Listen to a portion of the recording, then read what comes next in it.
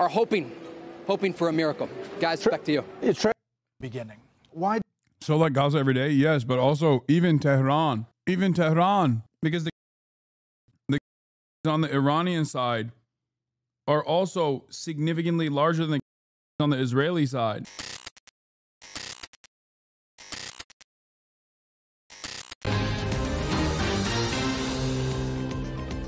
Good afternoon. Welcome to Washington for a special edition of Bear. Coming up in a few minutes, my world-exclusive live interview with Israeli Prime Minister Benjamin Netanyahu, the first since the Israeli strikes on Iran began. But first, this afternoon, a Fox News alert, the growing conflict in the Middle East, Israel launching a third day of airstrikes across Iran, Israeli officials advising Iranians to evacuate arms factories and threatening to use even greater force. Iran saying 128 people have been killed, 900 wounded so far. The Islamic Republic responding with missile attacks of its own, which have killed 13 people, wounding more than 360. Iran's foreign minister saying today his country will stop its attacks if Israel stops theirs. Let's get the latest now from Chief Foreign Correspondent Trey Yingst, live in Tel Aviv. Good afternoon, Trey. Brett, good afternoon. Since the conflict began, Iran has launched more than 250 ballistic missiles into Israel. Overnight, 11 people were killed when some of those missiles slipped past air defense systems, slamming into residential areas. Hundreds more have been wounded. When we arrived at one impact site this morning, rescue crews were combing through the rubble of an apartment building in central Israel. One man in his 50s, named Meir, was still trapped as his son, who had been wounded in the attack, waited to learn the fate of his father. Right now, rescue workers are digging through the debris following that Iranian ballistic missile attack that targeted central Israel. They are looking for survivors who are trapped under the rubble, including Meir, that father. His son Ofek is off in the distance, still wearing his hospital gown after he was pulled from the blast site. He is hoping for a miracle today following this Iranian attack. Israel is responding to these recent attacks with more airstrikes targeting both military and energy positions inside Iran. Iranian media reports 128 people have been killed and 900 injured. We know among that list are Iranian nuclear scientists and top IRGC commanders targeted by Israel. Iran's foreign minister spoke today about the American support for Israel during the conflict. Now, in conversations with Israeli sources, they are drawing a stark contrast in what is happening here. The Israelis are going after military and nuclear sites. The Iranians are firing ballistic missiles toward Israeli civilians. Brett. Trey Yingst in Tel Aviv. Trey, thank you. Joining us now, Israeli Prime Minister Benjamin Netanyahu. Mr. Prime Minister, welcome back to Special Report. God damn, he's ugly as f. Thank you. Good to be with you, Brett. First of all, let me start at the beginning. Before we get to this, I want to show you this Trey Yingst coverage. An unprecedented moment, he says. Moment for Israel. Again, we have been reporting here on the ground for nearly 7 years. We have seen rocket attacks from Hamas and Islamic Jihad in Gaza, precision-guided missiles coming from Hezbollah in southern Lebanon, ballistic missiles from the Houthis in Yemen, Iran-backed Iraqi and Syrian Shia militias launching drones and missiles at this country. What we are seeing today, Israel has never faced. And Israeli officials tell us they are fighting for their survival. Trey, guys, back to you. Trey, you mentioned that there's an emphasis on taking out the energy infrastructure. You mentioned many of the sites that they hit. This morning I read that there was an oil field that was hit, but that oil field is co-owned by Iran and Qatar. What kind of worries are there, or anything you can see as far as the possibility that this now could expand? This is a really great question, and I also have some reporting on this. And I just want to think through our sourcing on this. This was someone, an official familiar with this oil field and this gas field. You raise an important point. This is a shared gas field. It's the largest field in the world. And on the Iranian side, it starts near to the city of Bandar Abbas in the south. But it goes over, and the Qataris and the Americans are invested in the other side of the gas field. And I spoke with a source who described the Israeli strike against that as a dangerous escalation, because there is concern that if ultimately that gas field is targeted and the Iranians start to respond in the region, that American interests and assets could be hit or affected. And it could lead to an increase in energy prices. It could lead to American forces or embassies in the region coming under attack. And so there are certainly officials in this part of the world that are concerned about the location of these strikes. But the bottom line here is that the Israelis understand the next step up on the escalation ladder for them is going after the energy infrastructure in Iran, the very infrastructure that the regime uses to fund their ballistic missile program. Bro, look at the framing. Look at the fucking framing. Sorry, even American and Qatari interests need to take a hit here, and potentially with Iranian retaliation, the rest of the world has to take a hit here because, sorry, America and Israel have great ambitions of murdering everyone they can in Tehran. This is why I say fascism is a death cult. It's a suicidal pact. And it's basically a double suicide where the Western world is going to eat it too, because we have to let Israel keep doing whatever the it wants, and America does not recalculate and maybe demand restraint from Israel. Open presence, thank you for the 50 big They one. then used to fire at Israeli cities like the one that we're in central Israel and hit buildings like the one behind me. And so it's all connected. And the region is watching very closely to see what comes next. The question here is, will there be a point that the Iranians throw in the towel and say, look, they're not going to win because the Israelis have that American support. And if it continues to be this bad, the Israelis are going to continue looking to the United States for help. We don't know what comes next. All we know is that according to Israeli officials, this country is bracing for days of intense ballistic missile barrages. We have seen 6 barrages so far, more than 200 missiles streaming through the skies of this country. Last night, as they were targeting the northern city of Haifa, we stood on a balcony and we could see as they were slipping past missile defense systems, others being intercepted in the skies above.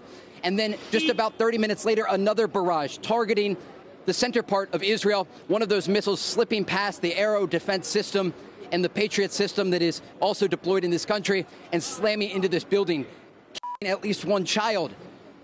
Civilians that were here asleep in their beds, some of them rushed to shelters, others couldn't make it in time. And the aftermath, guys, you see is behind me as these crews are picking up brick by brick, debris by debris, concrete block by concrete block, hoping for a miracle here in the center part of Israel, understanding that there still could be survivors. The father of that man, Ofek, that we talked to earlier, still trapped under the rubble, and they are hoping for a miracle. Guys, back to you. Beginning. Why? So like Gaza every day, yes, but also even Tehran, because the on the Iranian side are also significantly larger than on the Israeli side. Even if you were to, even if you were like, oh, well, you know, this is a separate incident, like we can't involve Israel's genocidal ambition in Gaza on this, which, by the way, you should. I don't think you can remove that from the calculation. But even if you were to look at simply Israel versus Iran. Why did you launch this operation now? Because we were facing an imminent threat, a dual existential threat. One, the threat of Iran rushing to weaponize their enriched uranium to make atomic with a specific and declared intent to destroy us. Second, a rush to increase their ballistic missile arsenal into the capacity that they would have 3,600 weapons a year, new weapons within 3 years, 10,000 ballistic missiles, each one weighing a ton, coming in at Mach 6, right into our cities, as you saw today. And then in 6 years, 20,000. That's no country can sustain that, and certainly not a country the size of Israel. So we had to act. It was the 12th hour. We did act to save ourselves, but also, I think, to not only protect ourselves, but protect the world from this incendiary regime. We can't have the world's most dangerous regime have the world's most dangerous weapons. We're protecting ourselves, but by doing so, we're protecting many others. You know, I just want to press you on the intel on the nuclear part. Less than 2 months ago, the new director of national intelligence, Tulsi Gabbard, testified on Capitol Hill, saying that everything had been suspended since 2003 and had not restarted, that the nuclear program had not been restarted by the Iranians. So did something change from end of March until this week? Was the U.S. intel wrong? The intel we got and we shared with the United States was absolutely clear. Was absolutely clear that they were working in a secret plan to weaponize the uranium. They were marching very quickly. They would achieve a test device and possibly an initial device within months and certainly less than a year. That was the intel we shared with the United States. I think we have excellent intel in Iran. I think we've proven that. And that is something that we couldn't possibly accept. Whether it would be 6 months or 12 months or 13 months is immaterial. Once they go that route, it's too late. And we will not have a second Holocaust. We already had one in the previous century. The Jewish state is not going to have the Holocaust meted on the Jewish people. It's not going to happen. Never again is now, and we had to act now. What is the goal of these strikes? You talked early in one of the attacks began with a message directly to the Iranian people. Clearly, some of these strikes have targeted Iranian leadership, military, nuclear scientists, and other leaders. So is regime change part of the effort here? Could certainly be the result because the Iran regime is very weak. I think it's basically left with two things. It's plans to have atomic bombs and ballistic missiles. That's basically what Iran has. They certainly don't have the people. 80% of the people would throw these theological thugs out. I mean, they murder them, they oppress them for 46 years. We must defend the Jewish state. We can't allow a fundamentalist Muslim state in the region operating in the ways that it does. It's like, bro, okay. What about Israel, you asshole? Oh, I forgot. Sorry. I forget when we're talking about the Jewish state, all of a sudden it's not considered religious. It's like totally separate. Years they've yearned for freedom. I mean, they shoot women. Theological thugs is a great way to describe Israel, honestly. Because their hair is uncovered. They shoot students. They just suck the oxygen from this brave and gifted people, the Iranian people. And you know, the Persian people and the Jewish people have had an ancient friendship. Goes back to the times of Cyrus the Great. That could happen again. But again, the decision to act, to rise up at this time is the decision of the Iranian people. We decided to act. Yeah, bro, the Iranians are watching Fox News with Brett Baer. It would take Iran about 12 months to enrich enough nuclear material for a single nuclear weapon. United States Secretary of State Antony Blinken is warning that Iran is potentially just months away or less from nuclear breakpoint. Iran is 2 months away from a nuclear weapon, and it's a victory to get them 1 year away? Iran could be less than a month away from building a nuclear weapon. Netanyahu has made 2 tough-talking TV appearances, saying that Iran is just months away from making a nuclear bomb. What is important? He's just crazy. He's so wrong. That's wild. To understand is that you have to dismantle the entire terror empire, and especially before its main practitioners, the terror states of Iran and Iraq, acquire nuclear weapons. And the terror states of Iran and Iraq, 2 countries that literally have nothing to do with 9/11. Iran especially crazy to say, because for its entire war on terror history, America has consistently relied on Iranian intelligence to successfully go after Salafist brigades that America itself initially backed. ISIS, Al-Qaeda. These are inventions of Western empire that ran rampant throughout the entire region, that America uses just cause to just like attack whoever they want to. And Iran has always fought against them.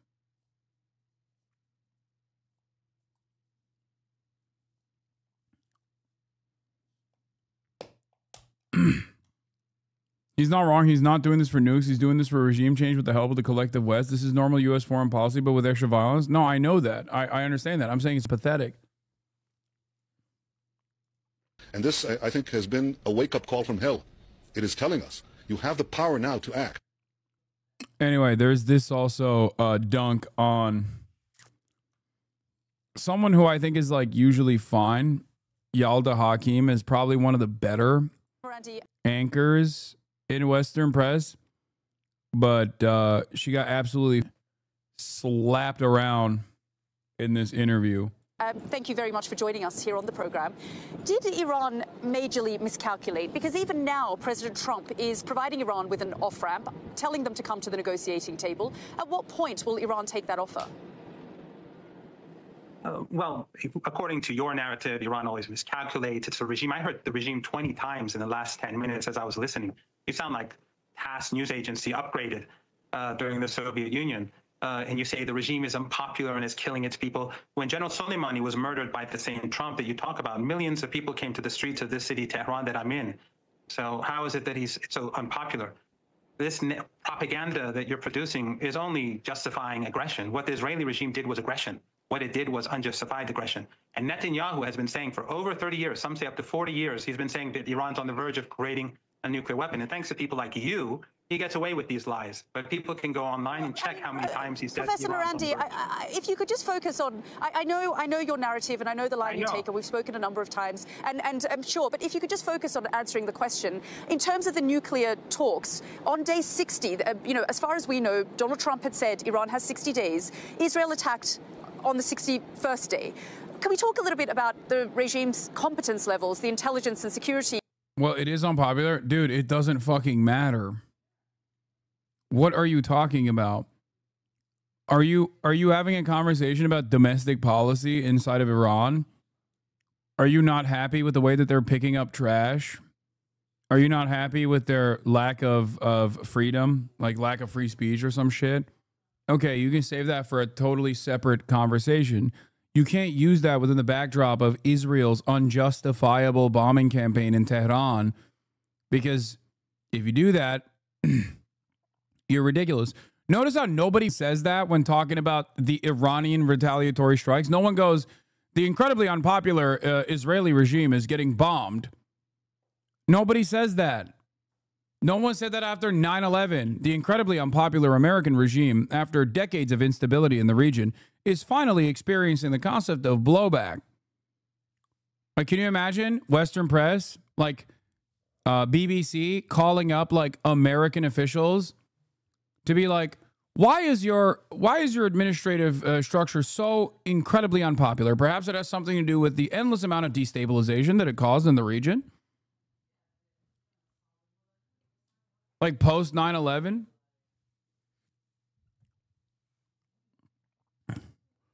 I don't say that about Israel either. I'm not saying like Israel's regime is unpopular amongst the population.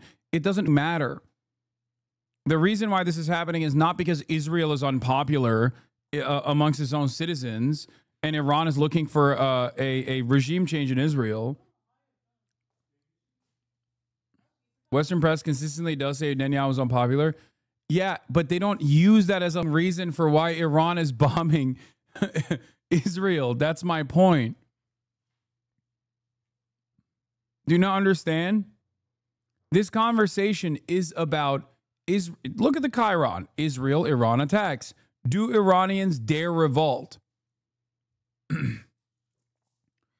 Iranians, when they're being bombed by Israel with American weapons, are still getting called in to question their own loyalties to the government. Like, what a ridiculous statement. And it only serves one purpose, which is manufacturing consent for Israel's actions in Iran.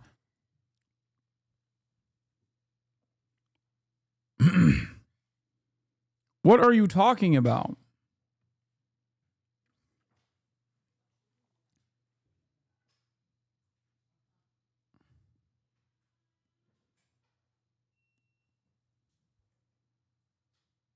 Like, only in jokes do we talk about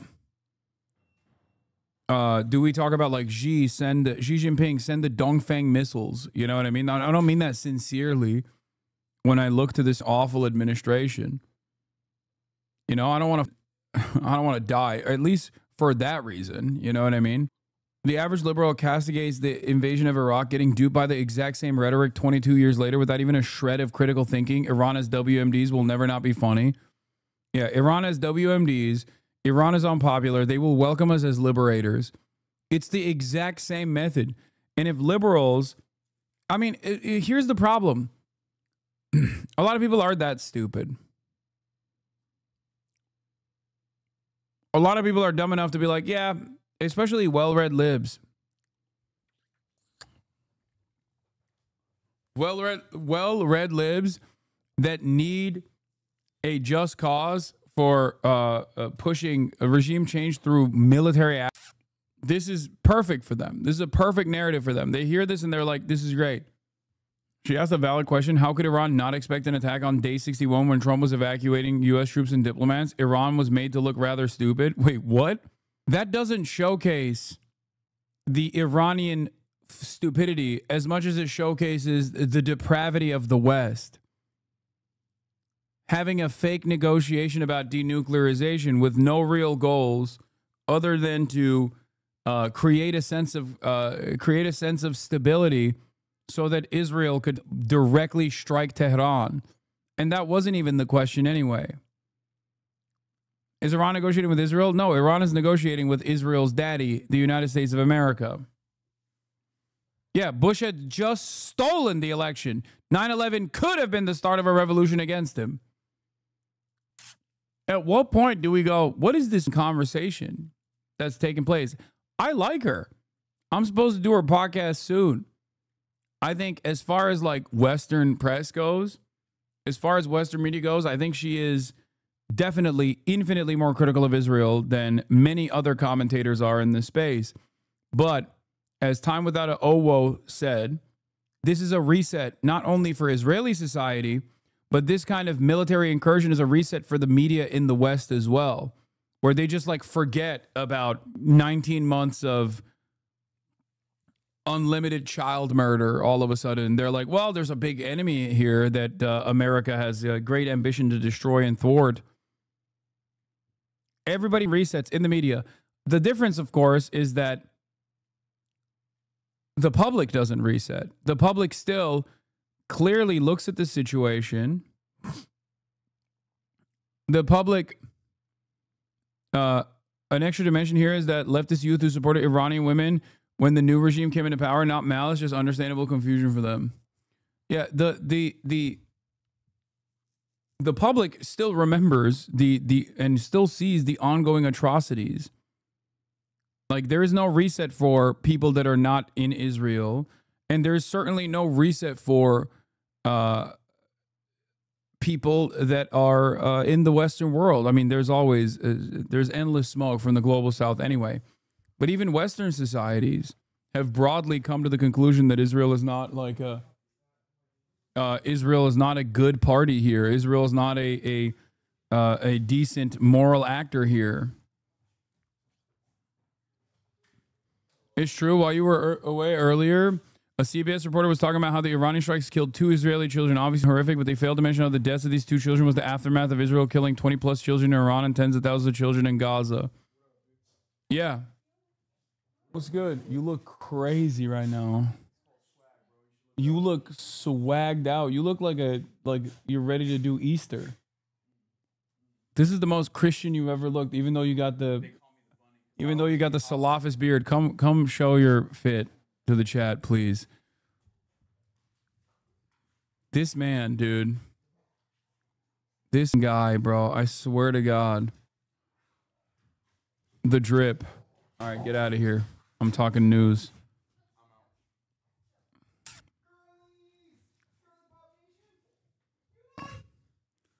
Longest goddamn shorts I've ever seen in my whole life.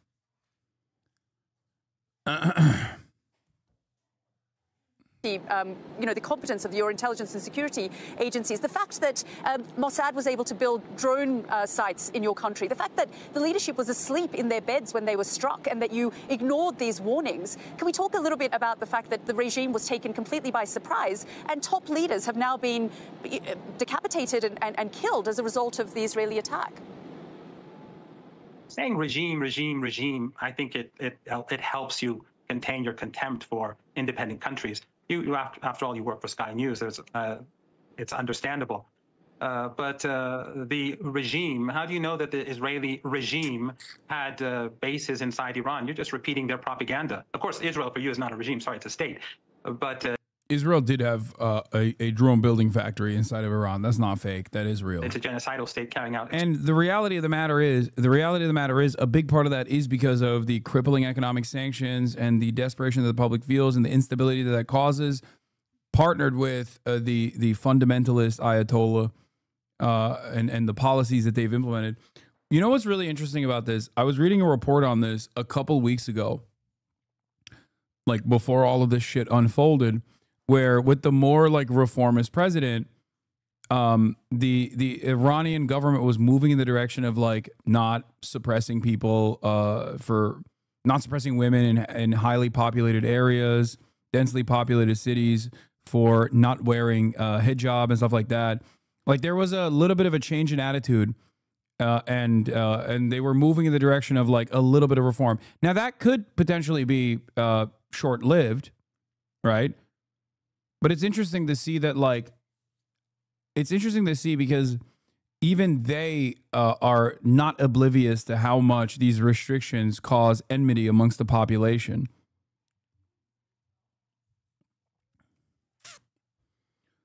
Because at times of unprecedented resistance,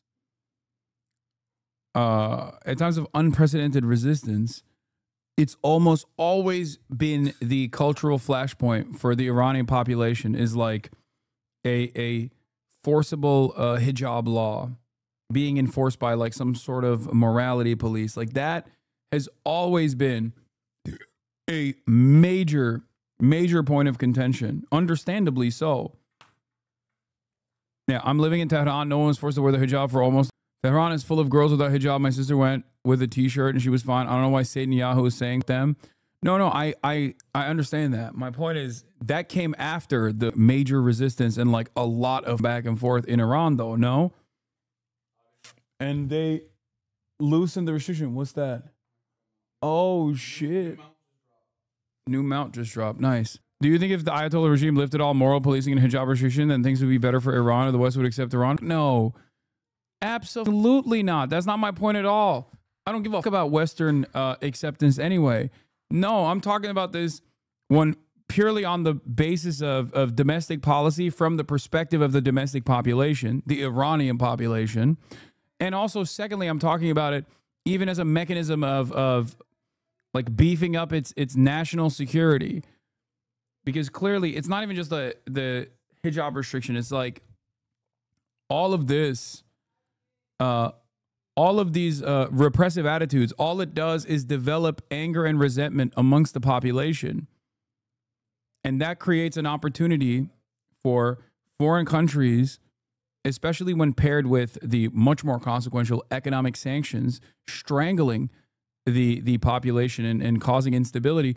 It creates opportunities of espionage like the one that I'm talking about with the drone factory. Yeah, yes, we did. Mahsa Amini movement. We lost lots of young people to make this change in only Tehran. Exactly. It's not, I wasn't talking about this from the perspective of the West. The West will never, the West doesn't give a shit about a secular country or not. If the West cared about monarchs or Islamist fundamentalism, why aren't they doing this to Saudi Arabia? Why aren't they doing this to any of the Gulf states? Because it does not matter. You can do whatever the fuck you want. Western powers have famously thwarted popular democratic election results with military coups, violent military coups, only to implement fascist dictatorship.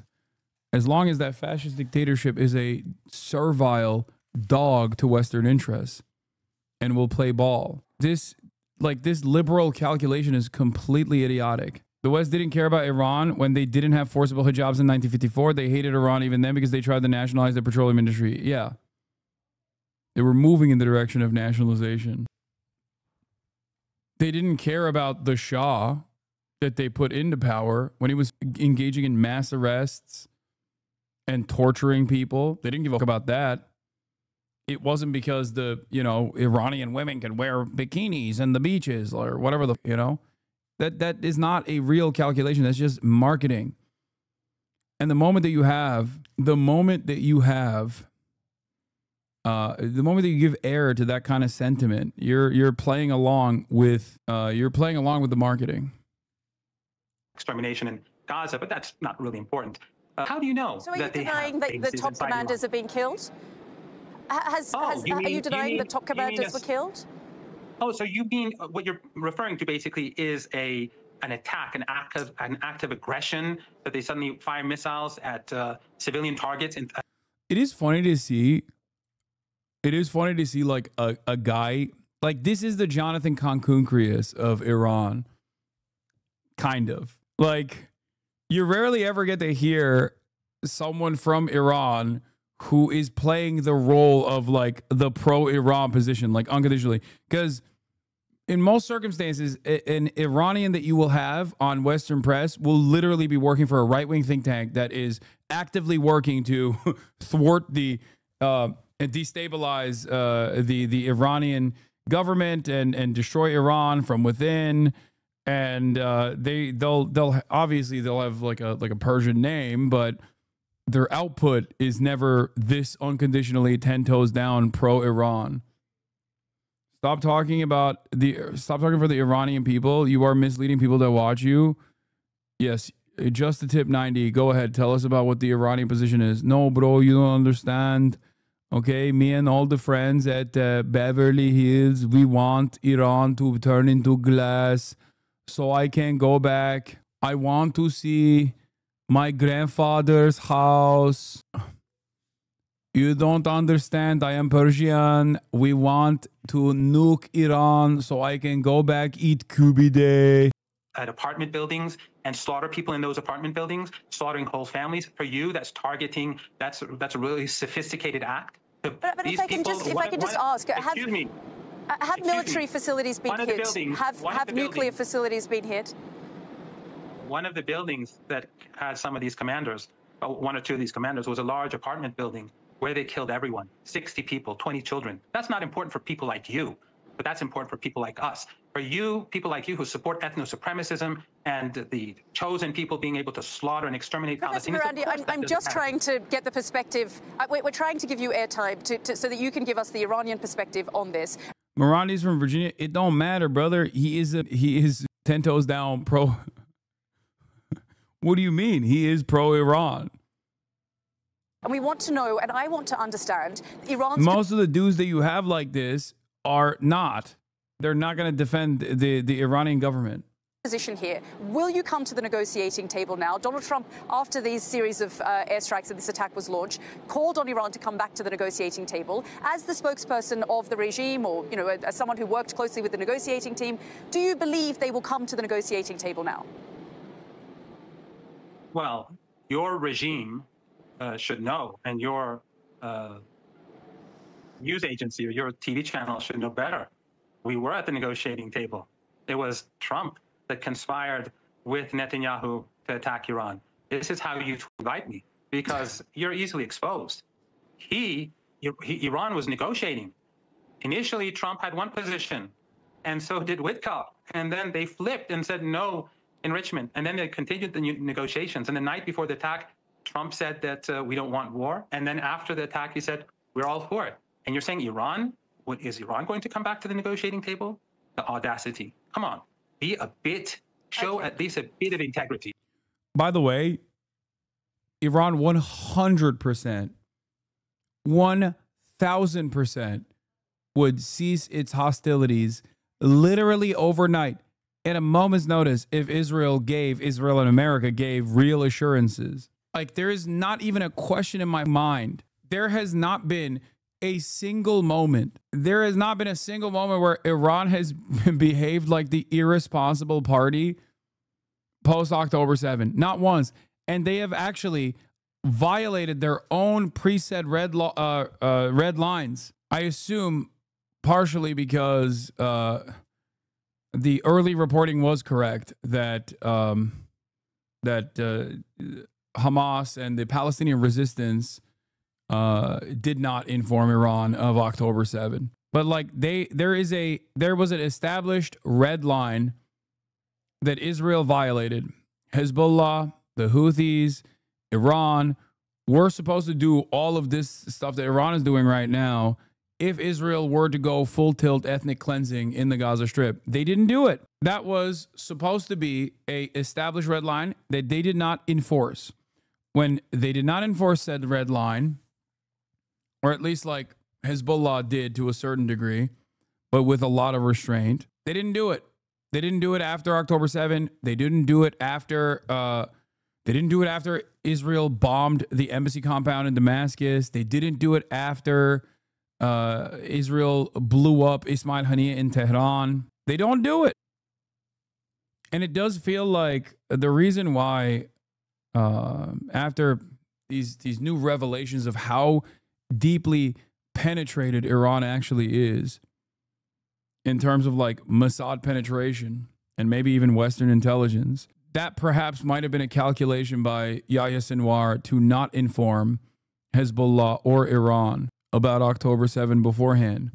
And it also works with the, I think it works along with the, Israel did not believe that October 7 would be as deadly, even if they thought that there was, a lot of military training happening. Like people say, how could they have not foreseen this? Like, how could they have not foreseen October 7? Maybe they had a higher priority intelligence asset deeply embedded both within the IRGC and in Hezbollah as well. And because Hezbollah and IRGC were not telling them this is going to happen, they just thought that it was not going to happen. Because even if they see military movement, military training, and then they're waiting on information from their sources within Iran and their sources within Lebanon inside of Hezbollah, and they don't actually hear anything from them, they're like, oh, yeah, it's fine. You can move troops to the West Bank. You know what I mean? Dude, this camera is not doing Benjamin Netanyahu any favors, by the way. It's pretty crazy. Also, here is this. New Israel urged the Trump administration to join the war with Iran to eliminate its nuclear program. U.S. official told me that the currently administration is not considering a move. Aaron Mate says, based on the pattern so far, this anonymous claim means that the administration is definitely considering such a move or has already told Israel yes. Just as the back and forth that they've had about assassinating top Iranian leadership. Anyway, let's hear from this other monster. Everybody knows that when the Israelis try to retard the Iranian nuclear weapon program, the Israelis are doing the world a huge service. So why doesn't the British government just come out and say what they believe and what everybody knows? Why don't they support what Israel... I like that everyone in opposition, like all the opposition parties, regardless of like whether they are Democrats, supposed to be the leftist opposition to the Republicans in America, or they're the Tories, which is supposed to be the right-wing opposition to the Labor Party, which is supposed to be the left country, the left governance. They all say they would be more in favor of Israel than the existing government. It's so funny. It's just like, it doesn't matter who's in fucking power. It doesn't matter who's in charge. They're full tilt in support of Israel, and their opposition, regardless of whatever kind of like ideological brush they've painted themselves with, is saying they would be even more in favor of Israel. Has done. I'll tell you why, because it's all about managing the growing anti-Israeli feeling in the Labour Party, the growing anti-Semitism, I'm afraid, in Labour rank and file, and it's nothing to do with the national interest. Everybody knows that when the Israelis try to retard the Iranian nuclear weapon program... He said the R word. Cancel him. Murat, bir gelsene. Şunu sana vereyim, ben yürüyemiyorum. He said the R word. He's ableist. I guess it's his word. He can say it. You know what I mean? Alsana şunu dolaba koysana. How are you? Oren Marmerstein, Israel's Ministry of Foreign Affairs spokesperson, also went on Sky News and had this to say. How are you explaining to Israelis why they're needing to spend the night in bomb shelters, why mothers are trying to comfort their children when the walls of their apartments are shaking? How are you explaining it to them, and how long are you telling them to prepare for it to continue? Perhaps the best way to explain how we're explaining, I'll share with you how I explained it to my 9-year-old daughter. Really wanted to blow up Iran. Tehran.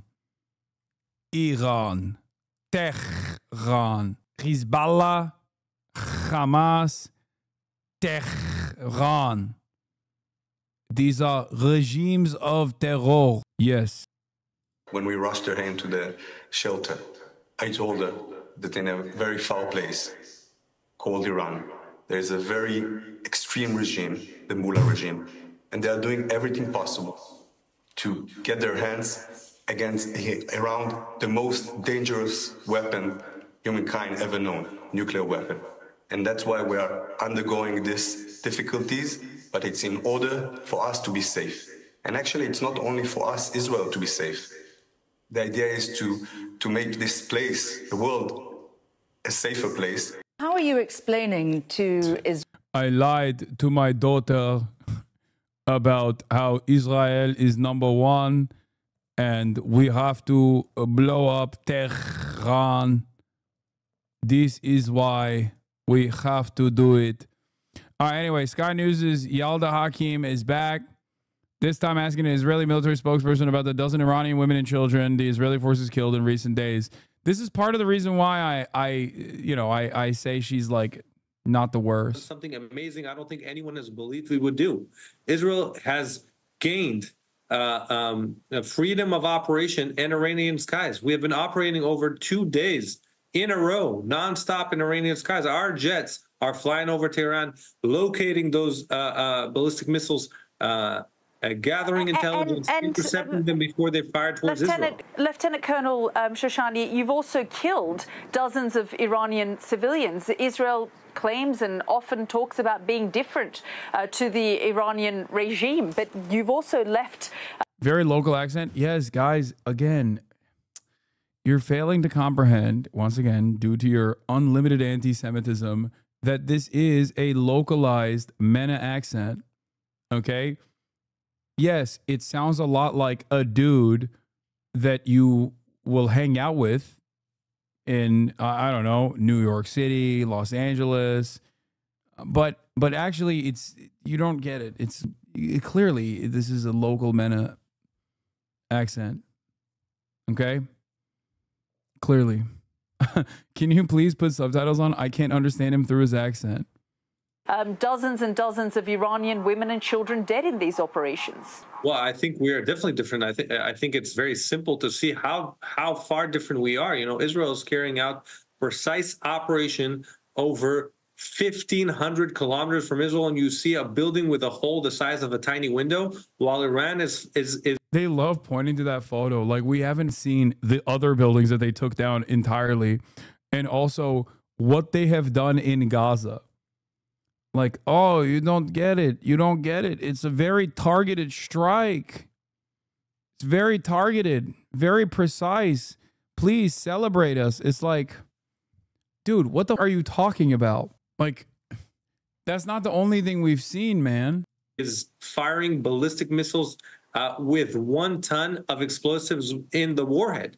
These ballistic missiles can explode an entire neighborhood, and they're just firing them at the center of population. Israel is sending their jets. We're sending our people to be above enemy territory to try and do. I love this argument always, which is why, as you guys know, I'm team give Hamas an Iron Dome. I'm also team give the Al-Qassam brigades an air force and an airport, like a military airport, so they can do more precise targeting. Same with Iran. Let Iran fly through Syrian and Iraqi airspace, and let Iran also have refueling capabilities above the Syrian and Iraqi airspace so they can do more precise, more targeted campaigns. If that's how we're supposed to be doing it, like, okay, fair is fair. I'm sure they don't want to use up all of their missiles, right? Give the Iranian Air Force equal opportunity to do precise targeting. Lol, 2 brain cell take. Really? That's a 2 brain cell take? But it's actually a maximum brain cell take when he literally says that. He's like, oh, well, we're actually sending our troops over there. We're actually sending our troops over there. It's like scary. We're sending the Israeli Air Force over there to do precise targeting. It's like, yeah, because you've packed up every other regional power. You get free reign if you want. Like, what's the argument? Iran is imprecise in their targeting? Yeah, they are. They're lobbing missiles from thousands of miles away. If you want them to be precise, let them fly over Iraq. Let them fly over Syria. Let them fly over Jordan. You know? Yeah. Get them to be able to refuel their planes on the long mission. as precise as we can, and we have been very precise so far, and we have even given warnings. You know, the most important thing in the battlefield is to have the element of surprise. We have given warnings. Lol, 2 brain cell take. Let's arm terrorists with F-35s. No. I wouldn't do that. No. It seems like the F-35 is maybe F-22s. It seems like the F-22 is more resilient. The F-35 is pretty dangerous for the IRGC's Air Force. I don't want the IRGC pilots to risk their lives by getting into a death trap. I guess F-22s, you can't bomb with them, right? I'm not a big plane autist. I don't know what kind of munitions you can put on F-22s, but I'm sure they could still be more precise. Like we don't already give F-35s to terrorists? Yeah, I know. Fucking Israel has F-35s. What do you mean? We have already been arming terrorists with F-35s, chatter. Yeah, we should give them B-52s. We should give Iran B-52s and send them a decent number of those Boeing rockets, the bunker busters. It seems like Israel has a lot of tunnels. Yeah, you have to understand, we're so precise we kill civilians from thousands of kilometers away. We're also so precise that we murder civilians 50 meters away. These barbarians in Iran are not precise, so they kill civilians from thousands of kilometers away. Anyway, a document found in Gaza showed that Yahya Sinwar informed IRGC's Palestine branch commander Saeed Izzadi of the imminent 10-7, but Izzadi didn't inform either Nasrallah or the IRGC high command because he didn't consider it serious. It seems the Iranians underestimated Hamas as much as the Israelis did. Wait, really? I thought that was like fucking Israel trying to be like, oh yeah, they did inform Iran, even though their previous intelligence showed that they had not.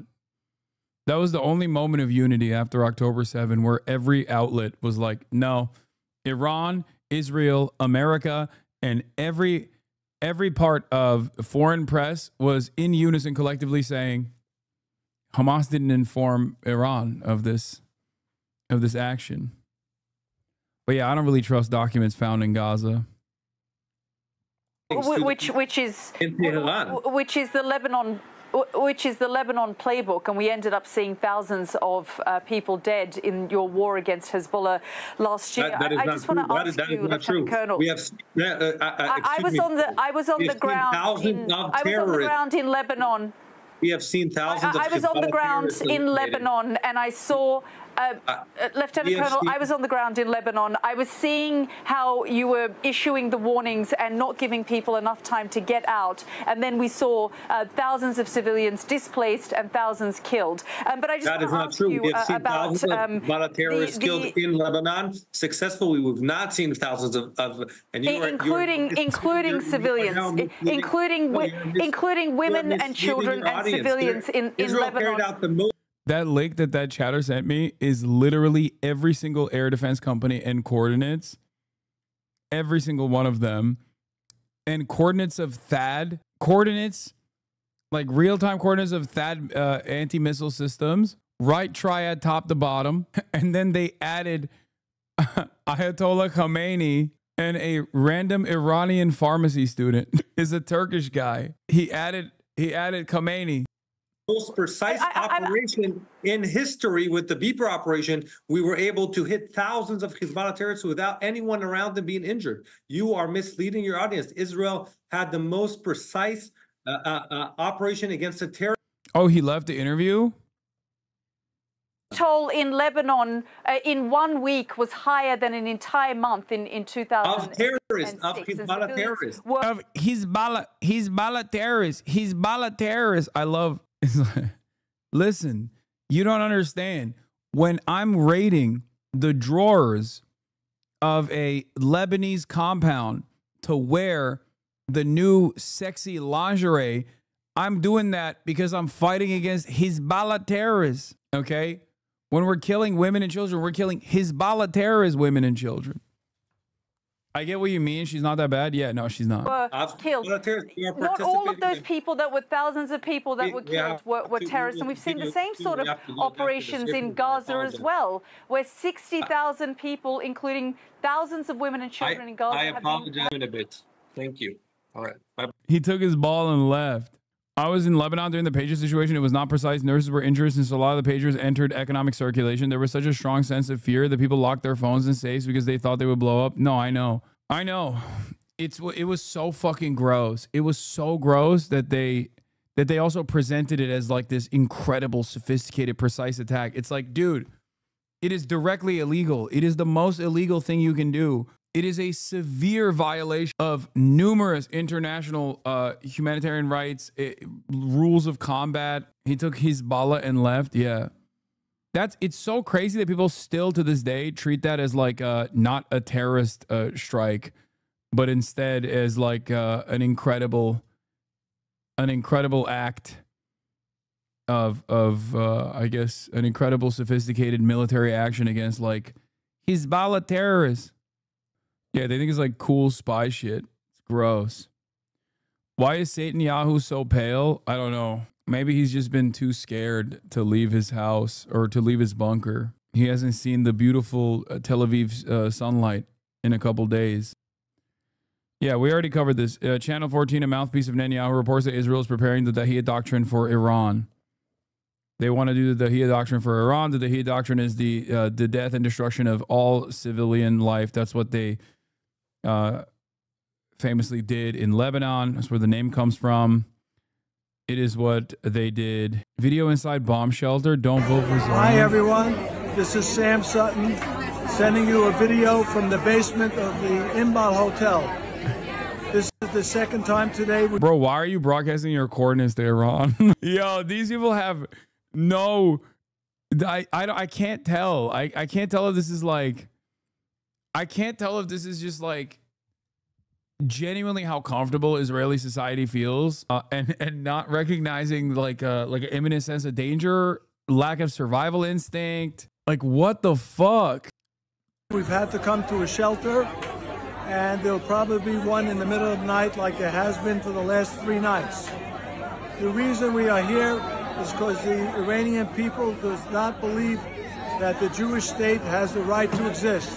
No, that's not the reason. No, it's again projection. I think it's because Israel does not believe Iran has a right to exist, which is why they bombed Tehran.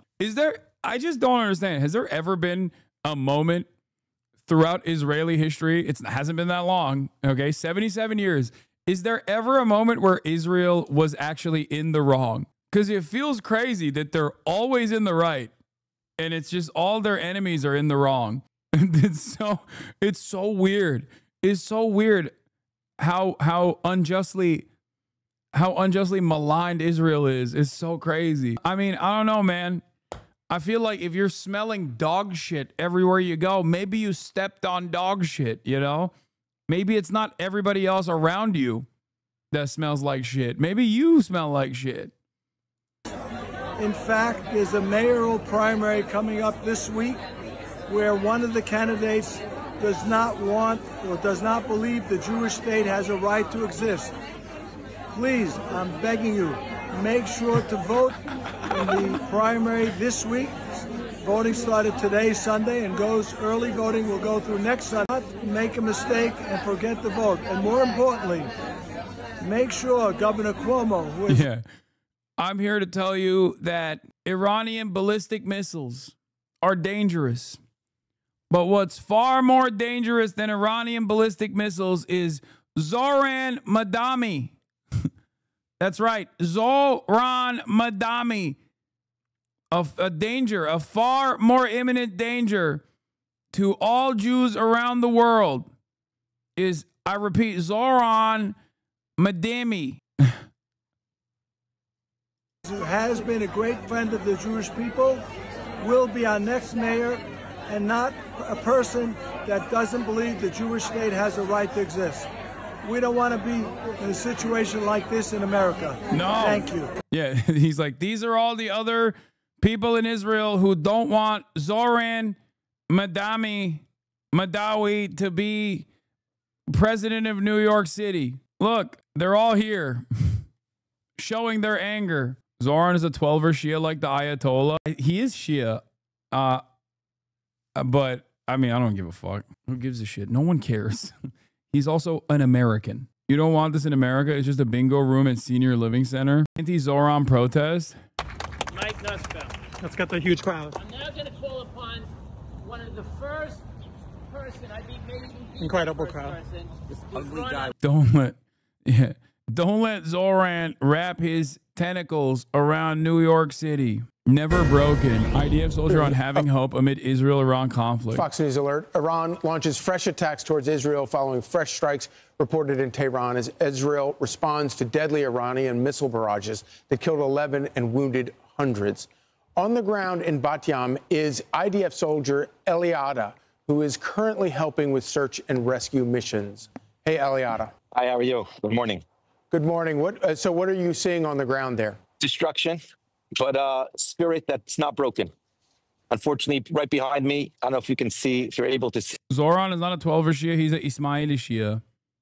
I know he's a Shia. I didn't know what kind. I don't care anyway. The damage that was here. There are a few people here who got killed just for being Jews, little kids. But the spirit of the Jewish people is never broken. And we get up and we continue. Bro, that's crazy. Yeah, that's what it was. The ballistic missiles that they were lobbing into Tel Aviv, they were lobbing anti-Semitically. Like, you don't have to say that, man. You could just be like, there's a child that died. You know, that's pretty up in and of itself.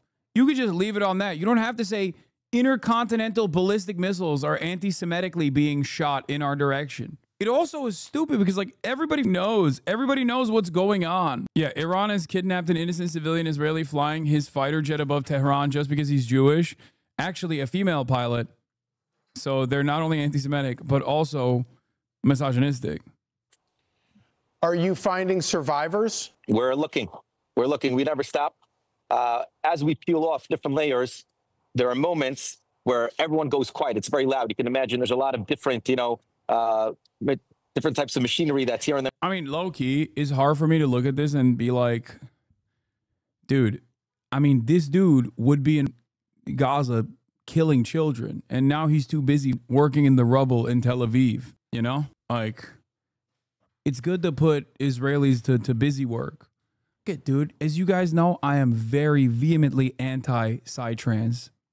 Okay? I think it is perhaps the greatest cancer in the form of music that Israel has invented and popularized. But if it's going to stop them from killing children in Gaza, then I'll listen to psytrance. Okay? There, I said it. I'll listen to it. I'll listen to every funky mushroom named Israeli DJ that I can find if it's going to create a robust Israeli economy that does not revolve around murdering children. Okay? That's it. Yeah, let 1,000 psytrance albums bloom. Then we stop, and then it's like quiet, and then everyone yells, "Do you hear us? We're here for you. We're coming for you. Wait, hold on tight." And then we continue to work again. So like that, if there's someone that's still there, they'll be able to hear us and they'll be able to hold on tight. And that's the message that we really have to all the Jewish people and all the Israelis all over the world is hold on tight. We've been through this. The Jewish nation has been through suffering and pain from our inception, but we're always here and we always continue. And with God Almighty's help, we'll continue. Yeah, half of the people killed by Iranian strikes are Palestinian citizens of Israel. They always suffer the most when Israel is struck because they have less protection. When this guy says they're just getting killed just because they're Jewish, he's lying. Yeah, that's the other side of it as well. There is a major gap in air defenses, suspiciously, in all of the Arab areas, in all of the Palestinian citizens of Israel areas, weirdly enough. But that's also double propaganda because they love using that. They love using dead Palestinian citizens of Israel as a way to be like, see, Hamas, they killed their own. You've got soldiers there. You've got rescuers there. Yeah, and there's almost no shelters in Arab areas too, yeah. You've got civilians there. What can you tell us about the... Hasan, Israel did not invent psytrance as a style from India. Dude, please inform yourself better. Okay, much like other symbols that may or may not have been invented in India and the broader Asian continent, when Nazis take a hold of it and make it their own, you just got to pack it up. Nobody uses the swastika anymore. And now psytrance is Israeli. Okay?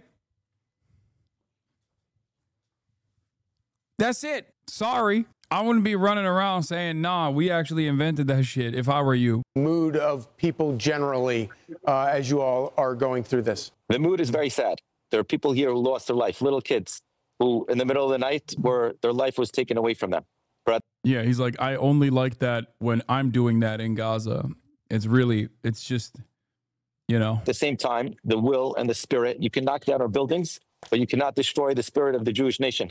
And we want to thank America and our American friends for all the help and the support that they've given us up until now. We feel the love. You know, Fox News is an amazing program, and we have a lot of gratitude to all of you. Eliada, God bless. Stay safe. Thank you so much. Be well, and remember, this is a fight of good against bad. And you got shut the maybe.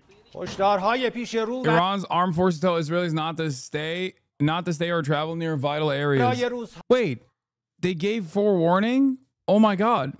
Wait, hold on. Is Iran now officially the most moral nation on the planet? They've been telling Israelis not to go to the areas that they're targeting.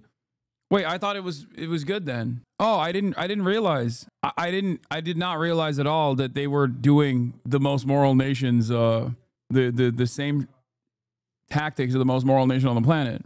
The following warnings are for the people of Israel for the coming days. You should leave Israel. In the future, it will become inhabitable for you. In the past few nights, we bombed sensitive sites in Israel, and we possess a complete database of all vital sites there. We have a comprehensive target bank, and the Israelis must not allow themselves to be used as human shields. Avoid being near sensitive military sites, and know that your underground shelters will not be a source of protection for you. Tahir, we've got that warning from Iran towards Israelis. Israel's also issued evacuation orders, hasn't it, for people in Iran, saying anyone living near weapons factories should evacuate.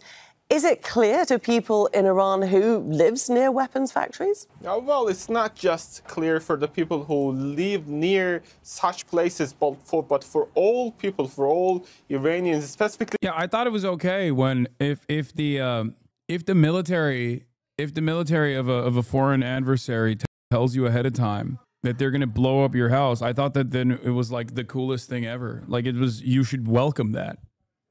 You know. I'm just so confused as to why Israelis have been complaining. Very strange state of affairs here, because they've been telling me for months that this is morality. This is absolute morality. This is the peak. Okay. Zviki Tesler, spokesman for the IDF Homefront Command, stated earlier tonight, will likely need to stay near a shelter for a long time. I recommend sleeping inside if possible. I love Tesler. IDF analysis, 10% of Iranian missiles fired so far targeted residential areas. 90% were aimed at military and other sites via N12 News.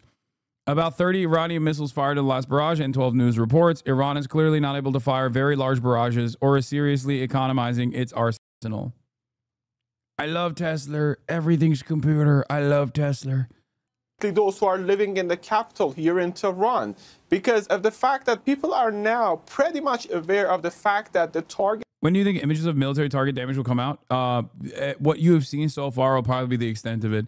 Israel has a deep censorship regime. They've always had it. They have a military censor for even what comes out of like mainstream outlets there. There are certain things that they'll let slide.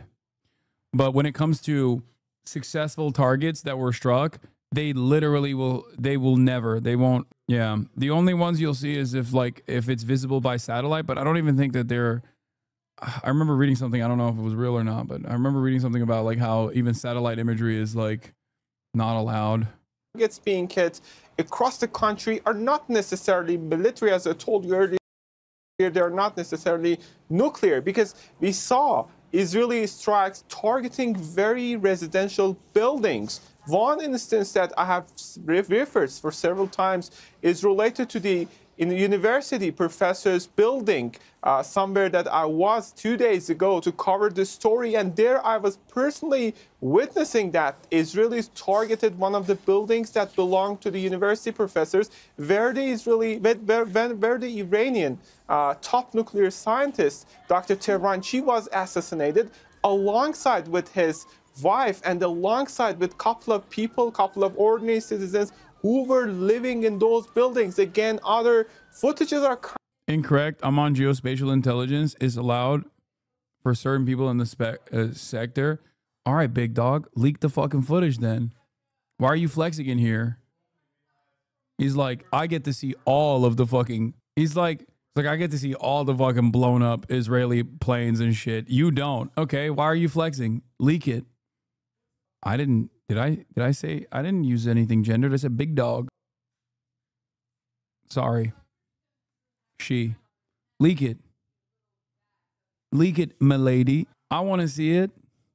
How come you're the only one that gets to see it? I want to see it. Coming out showing that in one case, more than 20 children were killed, and they have got nothing to do with the nuclear program. They've got nothing to do with the military program. And now, among the people, there is this understanding that this is a real act of war. This is a real act of violation from the Israeli side, and they are getting prepared for wide spectrum of scenarios. We can see obviously a sense of anxiety, a sense of fear. Their country used to be under the shadow of the war, considering the constant threats directed by the Israelis over the past few weeks about the possibility of attacks. Right now, these threats are getting translated into real war. And also, we've got this sentiment of anger among the people. And I have spoken to many in this regard, and they're saying they've got nothing to do with politics and nuclear program and military issues, but still, they're seeing their lives affected, specifically seeing that energy infrastructures of the country were partially attacked. Today, earlier in the morning, we saw attacks on the two of the, let's say, fuel depots of the country, one just behind me in the southern parts of Tehran, and the smoke, the heavy, thick smoke is... Oh. Israel and Iran have both been preparing for this confrontation. Let's watch their for arsenal decades, comparison. I'm going to move on to the Minnesota shooter in a little bit. There's a couple more lines I want to talk about How do here. they stack up? Well, on paper, Iran far outnumbers Israel in terms of active and reserve personnel. Iran is a much bigger country than Israel, 86 million people to Israel's 10 million people. So the Iranians have got 960,000 personnel. Israel have got 634,000. It'll be about who has the more manpower. It's really about who has the best technology, particularly in the air war. And on that score, there is a clear and obvious winner. So let's look at the attack capabilities. Now, first, Israel's weapon of choice. Chatters is like surprising. It's surprising seeing so many news outlets and their comment section on YouTube be like so not pro-Israel and anti-Israel, as a matter of fact. Anti-war, anti-Israel is like shocking. Choice. Of course, there are its fighter jets, the F-15, the F-16, and the F-35. Very stealthy. The F-35 can get through radar defenses undetected. Very, very useful weapon system for the Israelis to operate. The Iranians, they operate much older Russian jets, and they've lost some of them. They don't work as well. And so instead, they've built up a huge stockpile of missiles and drones. And they include the Shahed 136 that we've seen much of in Ukraine, the Imad, the Khorram Shah, big missile, but this one, the Fatah. There's a whole family of Fatah missiles. They work. The most modern versions of them are thought to be hypersonic, which are really very difficult to defend against. In total, it's estimated that the Iranians may have 3,000 of these ballistic missiles. Most estimates would say it's probably nearer 2,000, but undoubtedly they have a lot of them, and they could keep throwing them at Israel over the coming days and weeks if they chose to do that. And Israel claims that Iran was building up the capacity to manufacture 300 ballistic missiles a month. And that, with their ranges, would put Israel and hundreds of US bases in the crosshairs around the region. So if you look at a range map, undoubtedly, the Iranians have a big capacity building in terms of... Yeah, bro, what are they... Like, look at this. It's just Eastern Europe. Like, that's the maximum area of impact is Eastern Europe. That's why it's so funny when, like, Israel's like, they are coming after you. They will bomb the UK. Of their ballistic missiles and their drones. Now, over the years, Israel has the most advanced defense system in the country, because it's a small country, and give them close to 100% protection. But, of course, no system will ever give you 100% protection. Now, you can see here, action over Tel Aviv. A few missiles did get through, but the vast majority were intercepted. But no system is ever 100%, because any system can be overwhelmed with sheer numbers. And in that respect, we know that Iran does have the numbers. But in contrast, Iran's air defense... Wait, no, they did say that, though. No, I know. ZP Hotavelli says Iran's long-range ballistic missiles can reach London. That's not true. They do not have this capability. They're just lying. And the reason why they're lying like this is because they want to make it seem like their fucking idiotic act of conquest against Iran that is now actually retaliation for the first time ever for Israel is something that everyone else should be on board with, and everyone should be invested in Israel's defense. Interesting analysis from the state of play from an Israeli source. Iran has not yet launched its 1 ton, 1.5 ton missile, nor its cruise missiles. Only the U.S.'s penetration bombs, and without them, it is not possible to destroy nuclear facilities. On the power limitations, the prices that are expected, and the following steps. Last night, after discussion, it was allowed to publish. Israel does not have the ability to destroy Iran's nuclear facilities. We knew that already. The political echelon knew this and set out with a reasonable concept, but one that public must be aware of a complex that includes attacking nuclear facilities, dismantling Iranian anti-aircraft defenses in a way that allows Israeli fighter jets to circle over Tehran as if they were over Jabalia, reducing the ballistic missile threat, eliminating the Iranian security elite, and a credible threat to behead the heads of government and the Ayatollahs, along with possible damage to national infrastructure such as oil reserves, may be enough. Why is it enough? Bring Iran back to the negotiation from a position of weakness that will force it to sign an agreement without expiration dates and with teeth. And if not, then at least postpone the nuclear project for a few years. I don't think the nuclear project is a real fear. I think that's totally fucking the seasoning. That's just Israel looking for a cause for why it's doing this. I think they just want to fucking eliminate Iranian leadership and cause Iran to be destabilized, and then plant a puppet in charge. That's just their excuse. Because obviously, what is this? 14, we're coming for you. I did text you. What do we call this? Risk it all? Is more like it's up to her. He's just like my mom. Can't embrace it. What? You okay, man? You can ban don't care.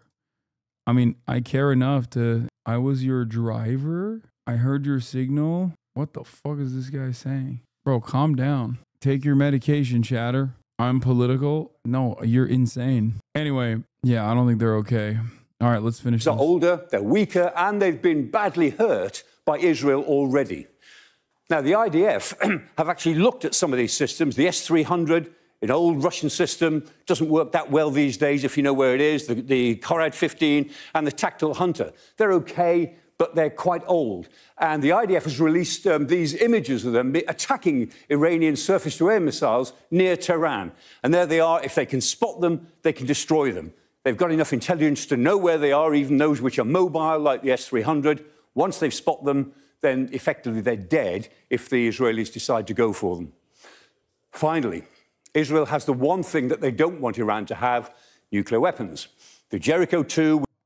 I never thought in my life that we'd be talking openly about Israel having nuclear weapons either. That's like also a new revelation. I mean, it's not a new revelation at all. Everybody knew it, but like it was, Israel's never admitted to having nukes. It's kind of like the Nakba. Israel claims it didn't happen, but then also will sometimes be like, it should happen more frequently. And that's how that's the nuke situation as well, where they're like, oh, we don't have them, but also we do. And you should fucking, you should be careful. What? The Dem nominee in 2028 is more likely to be Hasan Piker than Josh Shapiro. What? 4.6 million people estimated for the No Kings protest. That's 2% of the entire U.S. population.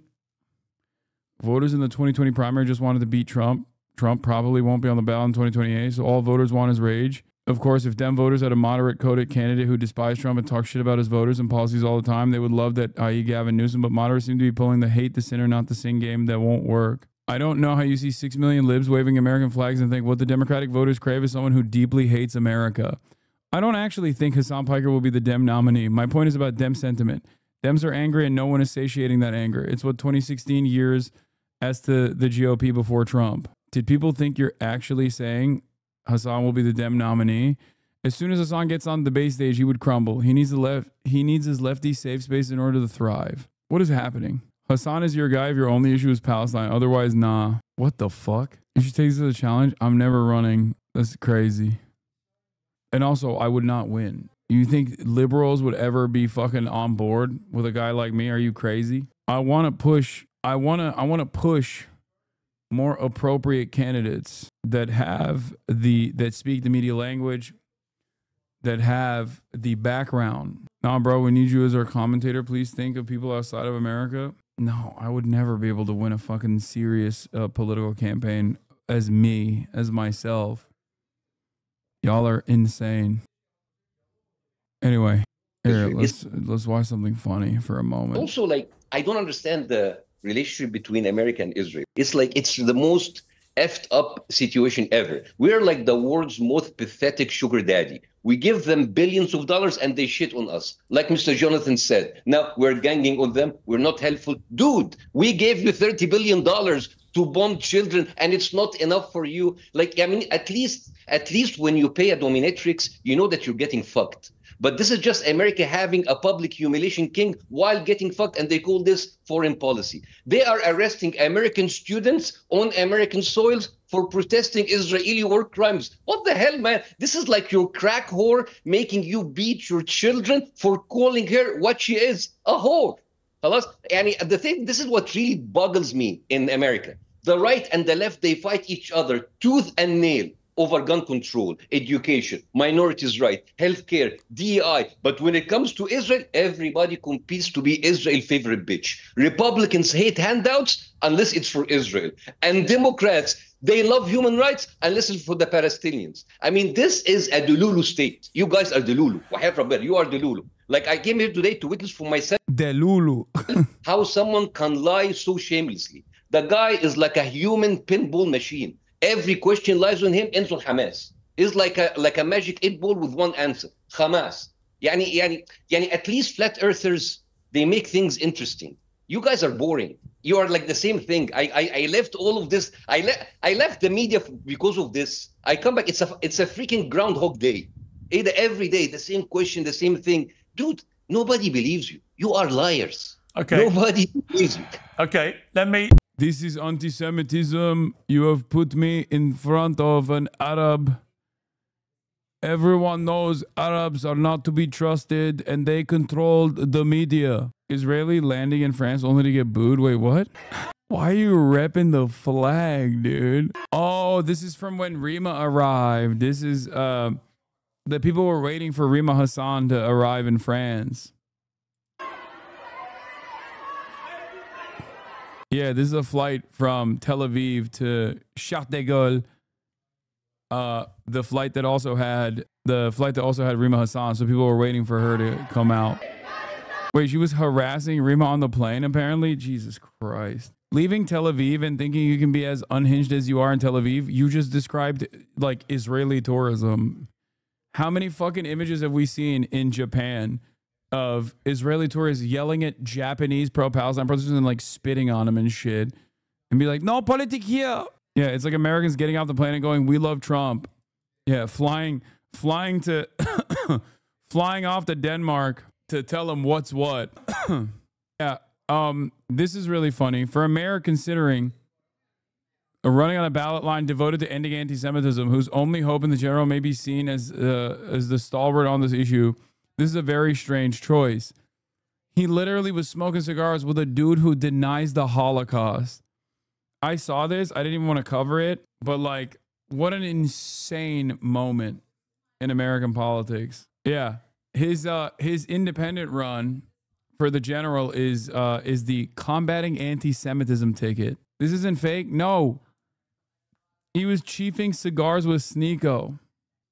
The funniest Hosborough initiative has to be when all of them parroted the Qatar controls the media. Like, they really just internalized all the anti-Semitism from people saying Jews control the media and just did a know you. I mean, they do that with Iran and Hamas, which is even funnier than Qatar. Because, like, Adam's handlers are dumb, super dumb. Turkey sends money.